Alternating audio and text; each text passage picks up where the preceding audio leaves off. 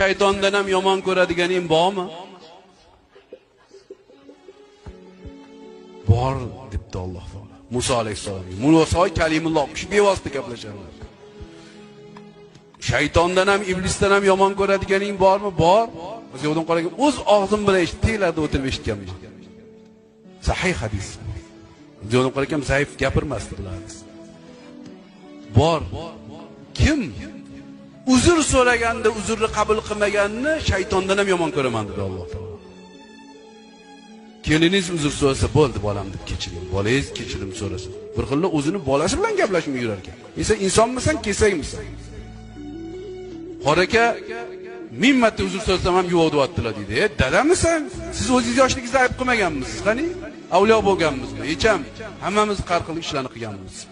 Alloh kechiradi-ku. Siz o'zingiz hozir 50-60 yoshda emassiz. 20 yoshingizda ham o'ylang, nima ishlar qilgansiz?